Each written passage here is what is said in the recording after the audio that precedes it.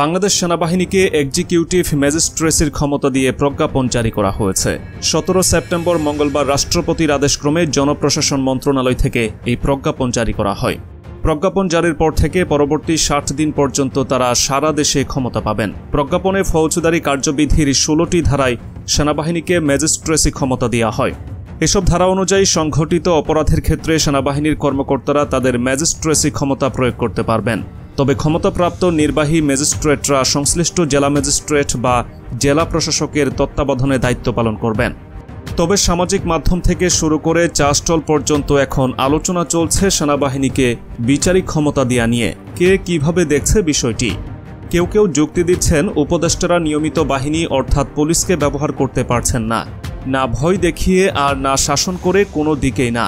তবে ধীরে ধীরে এটি এক্সটেনশন হতেও পারে, ফলে আমরা আলটিমেটলি আরেকটি সেনাশাসনের দিকে যেতে পারি। আর পুলিশ স্টিল ইনঅ্যাক্টিভ, এটি পরবর্তী নির্বাচিত শাসকের জন্য অশনি সংকেত।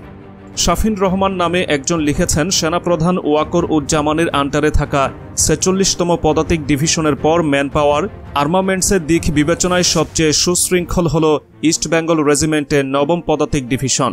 আর এই ৯ম পদাতিক ডিভিশনকেই ডিপ্লয় করা হয়েছে আশুলিয়া সাভারে চলমান শ্রমিক অসন্তোষ প্রশমিত করতে। তবুও সেখানে আজ একজন মারা গেছে। অর্থাৎ মব জাস্টিস কতটা এক্সট্রিম লেভেলে গেলে আর্মির এত ডিসিপ্লিনড ডিভিশন অবধিও ফল করে। একটা বিষয় অবশ্যই মাথায় রাখা দরকার, শ্রমিক আন্দোলন ঢাকার সব জায়গাতেও হচ্ছে না, চট্টগ্রামেও হচ্ছে না, এমনকি 2 কদম দূরে থাকা ইন্ডাস্ট্রিয়াল হাব নারায়ণগঞ্জেও হচ্ছে না। আশুলিয়া সাভারেই কেন হচ্ছে? কারণ যে শুধুমাত্রই বকেয়া বেতন তা কিন্তু অবশ্যই না। অর্থাৎ পর্যাপ্ত গোয়েন্দা তথ্যের ভিত্তিতেই এই সিদ্ধান্ত নেওয়ার সম্ভাবনা প্রবল। সামনে Durga Puja, already mob justice certain level cross করেছে। পুলিশ র্যাবকে কেউ গোনাতেই ধরছে না। এই মুহূর্তে আর্মড ফোর্সেসের ম্যাজিস্ট্রেসি পাওয়ারের মতো গার্ডিয়ানশিপ অ্যাপ্লিকেবল না হলে মহাবিপদ। ন্যাচারাল কনফ্রন্টেশনকে ন্যাচারাল দেখতে হবে, আবার ষড়যন্ত্র তত্ত্বকে ষড়যন্ত্র হিসেবেই দেখতে হবে। দুটোকে মিক্স করলে সমস্যা। এই মুহূর্তে ব্যারাকে ফিরে যাও স্লোগান দিয়া বন্ধ করে অন্তত কয়েকটা দিন আর্মিকে সহযোগিতা করা উচিত। তবে হ্যাঁ, অবশ্যই সচেতন থাকতে যেন এই রক্তস্নাত বিপ্লবকে কেউ হাইজ্যাক করতে না পারে। চলুন দেখে নেওয়া যাক আইনের ধারা অনুযায়ী একজন নির্বাহী ম্যাজিস্ট্রেটের যেসব ক্ষমতা পালন করবেন। ফৌজদারি কার্যবিধির ৬৪ ধারায় বলা হয়েছে, নির্বাহী বা জুডিশিয়াল ম্যাজিস্ট্রেটের সামনে কোনো অপরাধ সংঘটিত হলে তিনি গ্রেফতার ও জামিন দিতে পারবেন। অর্থাৎ নির্বাহী ম্যাজিস্ট্রেটের দায়িত্ব পাওয়ায় এখন দায়িত্ব পালনের সময় সেনা কর্মকর্তাদের সামনে কোনো অপরাধ সংঘটিত হলে অপরাধীদের সরাসরি গ্রেফতার করতে পারবেন। কার্যবিধির ৬৫ ধারায় বলা হয়েছে, অধিক্ষেত্র এলাকায় কাউকে গ্রেফতার বা গ্রেফতার করার নির্দেশ দিতে পারবেন বা গ্রেফতারি পরোয়ানা জারি করতে পারবেন। অর্থাৎ সেনা কর্মকর্তাদের সামনে অপরাধ সংঘটিত না হলেও সন্দেহভাজন অপরাধীদের গ্রেফতার করতে পারবেন। ধারা ৮৩তে বলা হয়েছে, অধিক্ষেত্রের বাইরে গ্রেফতারি পরোয়ানা কার্যকর করতে পারবেন। অর্থাৎ বাংলাদেশের যে কোনো স্থানে গ্রেফতারি পরোয়ানা কার্যকর করতে পারবেন সেনা কর্মকর্তারা। আর ৮৪ ধারা অনুযায়ী অধিক্ষেত্রের বাইরে পরোয়ানা কার্যকর করতে পুলিশকে নির্দেশও দিতে পারবেন। ৯৫ ধারা অনুযায়ী পরোয়ানা বা ডকুমেন্টস বা চিঠিপত্র আদান প্রদানের ক্ষেত্রে পোস্টাল বা টেলিগ্রাফ কর্তৃপক্ষকে ব্যবহার করতে পারবেন। ফৌজদারি কার্যবিধির ১০০ ধারা অনুযায়ী বেআইনিভাবে আটক ব্যক্তিকে উদ্ধারের জন্য সেনাবাহিনীর কর্মকর্তারা যে কোনো স্থানে তল্লাশি করতে পারবেন। অর্থাৎ কাউকে অপহরণ বা জোর করে কোথাও আটকে রাখার খবর পেয়ে সেনা কর্মকর্তারা সেখানে তল্লাশি করতে পারবেন।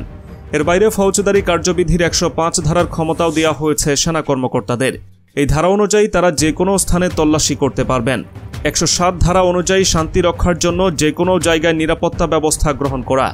১০৯ ধারা অনুযায়ী ভবঘুরে ও সন্দেহজনক ব্যক্তিদের সংযত আচরণের জন্য মুচলেকা গ্রহণ। ১১০ ধারা অনুযায়ী অভ্যাসগত অপরাধীর কাছ থেকে সদাচরণের জন্য মুচলেকা গ্রহণ করতে পারবেন সেনাবাহিনীর কর্মকর্তারা। ১২৬ ধারা অনুযায়ী সদাচরণের নিশ্চয়তা প্রদান করা ব্যক্তির মুচলেকা বাতিল করে সমন বা গ্রেফতারি ওয়ারেন্ট জারি করতে পারবেন এখন।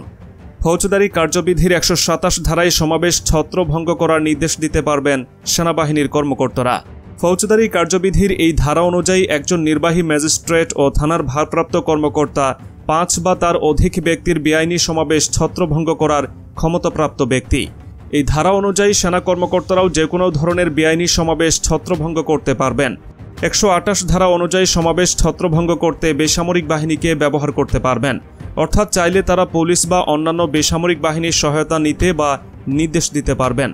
130 ধারা অনুযায়ী সমাবেশ ছত্রভঙ্গ করতে প্রয়োজনীয় সেনা কমান্ডিং অফিসারদের দায়িত্ব দিতে পারবেন। 133 ধারা অনুযায়ী যে কোনো উপদ্রব অপসারণের জন্য শর্ত সাপেক্ষে আদেশ দিতে পারবেন ও 142 ধারা অনুযায়ী যে কোনো বিরোধপূর্ণ বিষয়ে তদন্তের জন্য ইনজাংশন জারি করতে পারবেন সেনাবাহিনীর কর্মকর্তারা।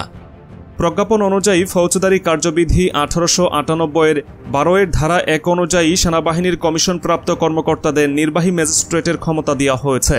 এছাড়া প্রজ্ঞাপন জারির পর থেকে পরবর্তী 60 দিন পর্যন্ত তারা সারা দেশে এই ক্ষমতা প্রয়োগ করতে পারবেন।